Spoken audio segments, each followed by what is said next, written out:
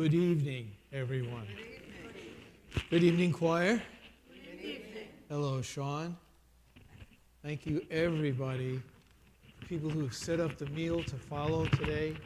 Thank you, everyone. And everyone online at home with us tonight, please know that we are grateful that you are joining us as well. This is ordinarily one of personally my favorite times together when we gather and we read the scriptures and we listen to each other's voices surrounded by the music, some familiar, some old, some new. And with that music we remember, we resonate, we reflect upon this time, and we give thought to what Lent and what this day in particular means in the life of those who have faith in the Christian faith or in other faiths that are related to this evening as well. And that I say because today, do you know that around the world today, there are more people in prayer than perhaps the majority of the population of the globe. Christians are observing Maundy Thursday. Muslims are observing Ramadan. Jews last night began Passover. The large portion of this entire planet is in some kind of prayer or observance. I want to think about that for a second. What that power is all about. The power of the population of this planet in prayer. And what response the Spirit might have for us with such a loud and combined voice. So tonight, I invite you to listen for the response of the Spirit to what we will share this evening, to the readers who will bring the words alive to us, the music, those voices that will sing in glory. Glory that reflects the presence of God in our lives. May this evening be an evening of reflection of that and a deep sense of common unity around the globe in prayer on this night. And so with that, I invite you to enter into worship on this Maundy Thursday, 2023.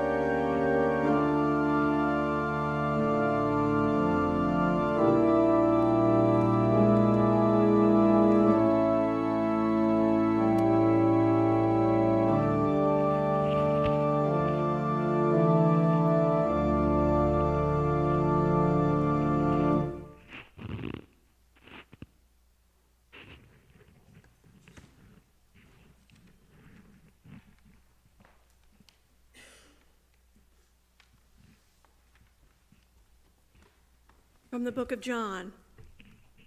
In the beginning was the Word. The Word was in God's presence, and the Word was present to God from the beginning.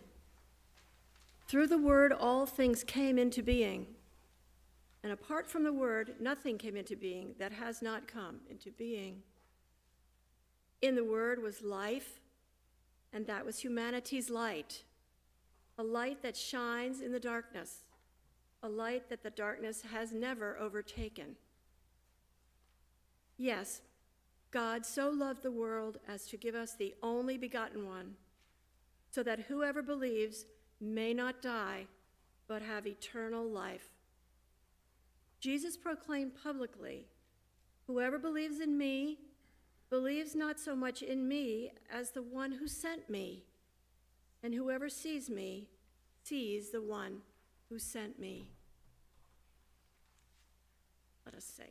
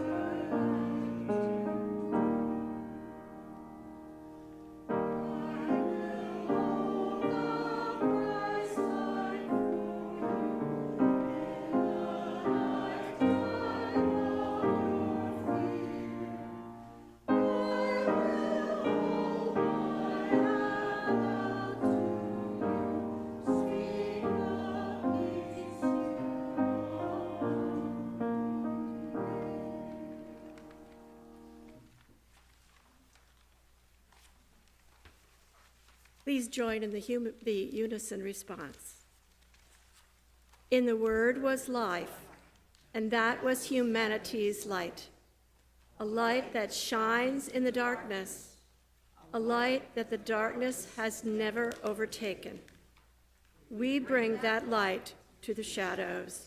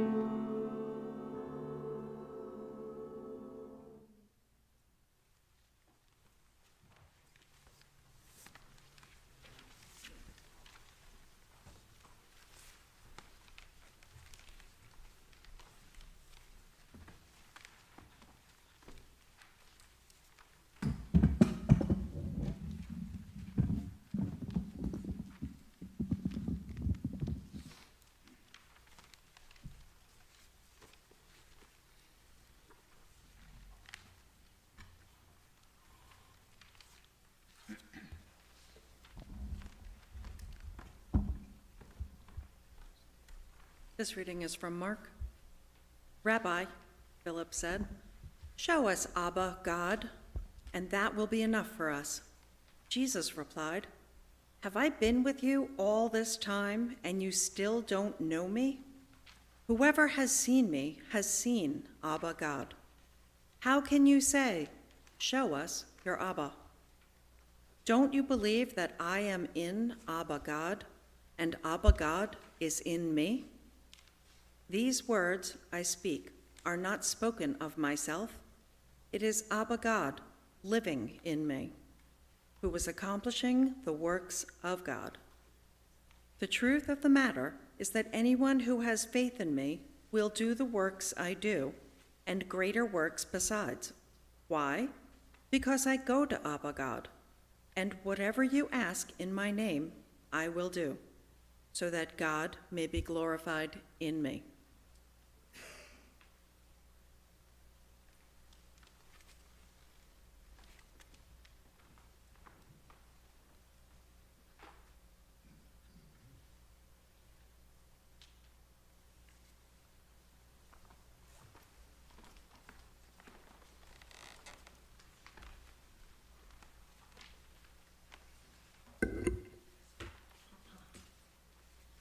I will ask the one who sent me to give you another paraclete, another helper to be with you always, the Spirit of truth, whom the world cannot accept, since the world neither sees her nor recognizes her.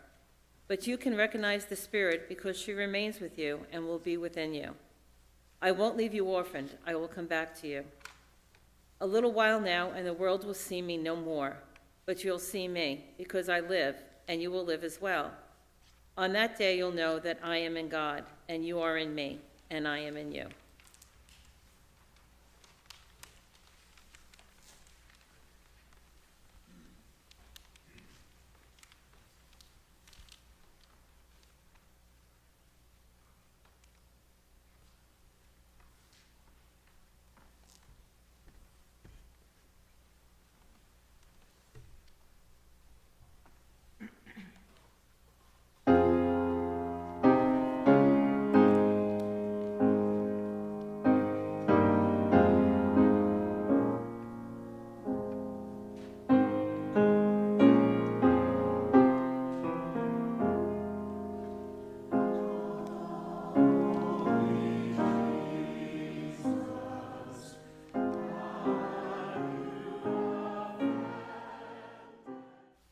"Are you the King of the Jews?" he asked.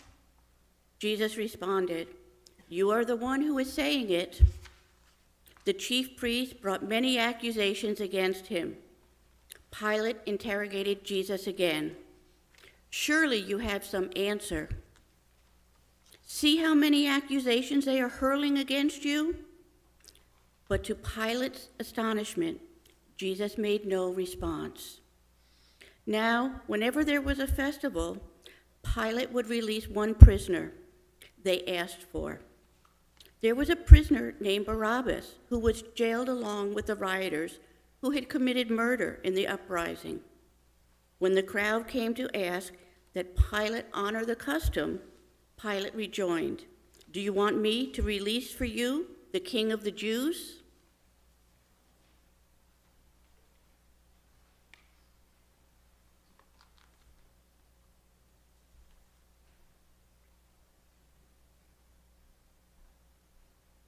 Pilate was aware, of course, that it was out of jealousy that the chief priest had handed Jesus over. But the chief priest incited the crowd to have Pilate release Barabbas instead. Pilate again asked them, "What am I to do with the one you call King of the Jews?" The people shouted back, "Crucify him!" "Why?" Pilate asked, "what crime has he committed?" But they shouted all the louder, "Crucify him!" So Pilate, wishing to satisfy the crowd, released Barabbas to them, and having Jesus scourged, handed Jesus over to the crowd.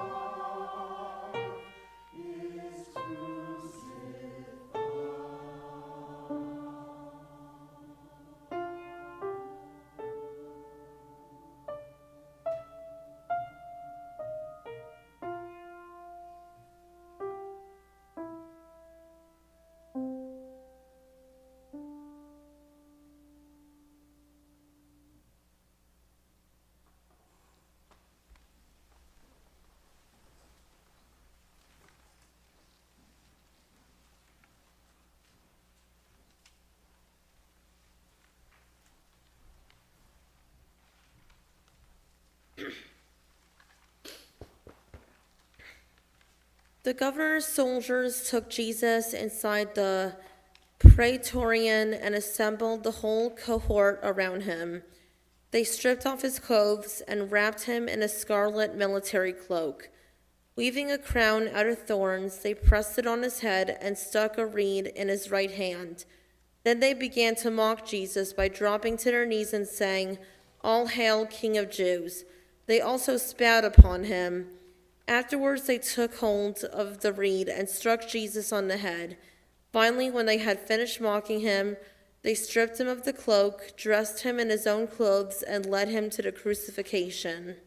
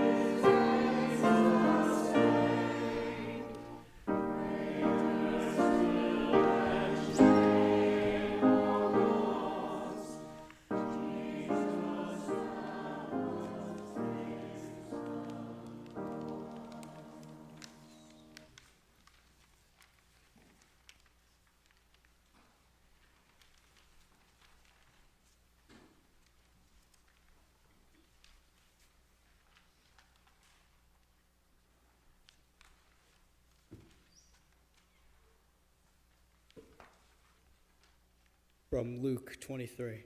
2 others were also led off with Jesus, criminals who were to be put to death. When they had reached the place called Golgotha, the skull, they crucified Jesus there, together with the criminals, one on his right and one on his left. Hanging there with the criminals, Jesus said, "Abba, forgive them. They don't know what they are doing." The people stood there watching. The rulers jeered Jesus and said, "He saved others, let him save himself. If he is really the Messiah of God, the chosen one, let him save himself." The soldiers also mocked him. They served Jesus sour wine and said, "If you really are the King of the Jews, Nazarenus Rex Eudorum, save yourself." Even one of the criminals who hung there beside him insulted Jesus, saying, "Are you really the Messiah? Then save yourself and us." But the other criminal hanging besides Jesus, answered the other one with a rebuke. "Don't you even fear God? We are only paying the price for what we have done, but this one has done nothing wrong." Then he said, "Jesus, remember me when you come into your glory." Jesus replied, "The truth is, today you will be in paradise with me in paradise."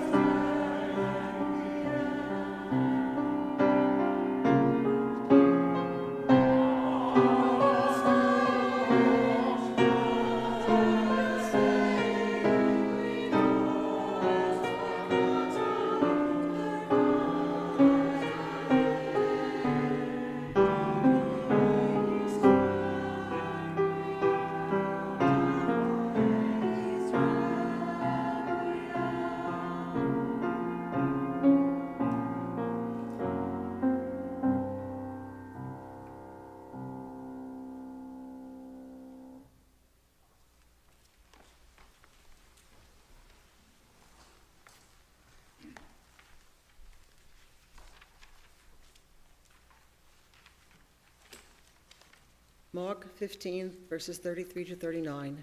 When noon came, darkness fell on the whole countryside and lasted until about 3 in the afternoon. At 3, Jesus cried out in a loud voice, Eloi, Eloi, lama sabachthani, which means, my God, why have you forsaken me? A few of the bystanders who heard it remarked, listen, he is calling on Elijah.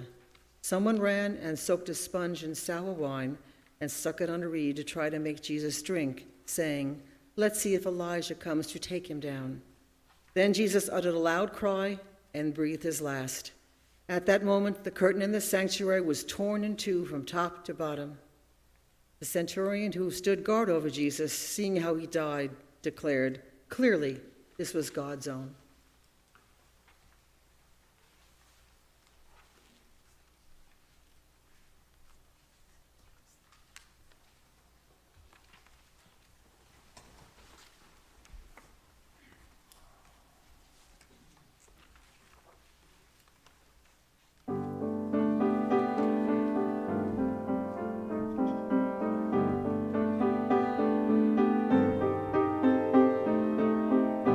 Let's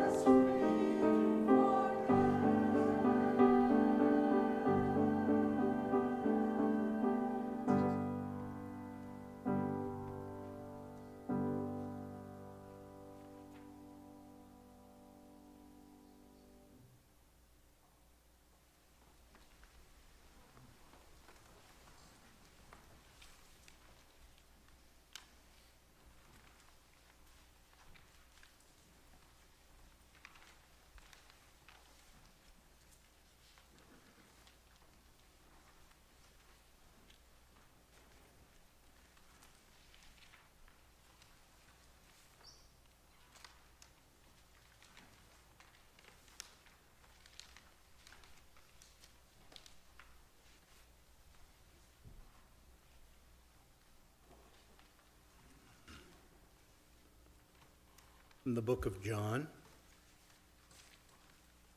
After this, Joseph of Arimathea, disciple of Jesus, but a secret one for fear of the temple authorities, asked Pilate for permission to remove the body of Jesus, and Pilate granted his request.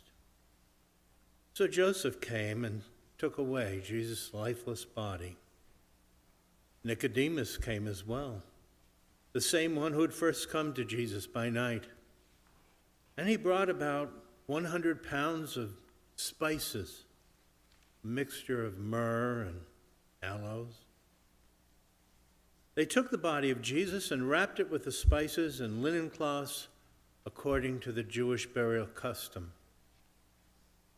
And there was a garden in the place where Jesus had been crucified, and in the garden was a new tomb where no one had ever been buried. And since it was the day before the Sabbath and the tomb was nearby, they buried Jesus there.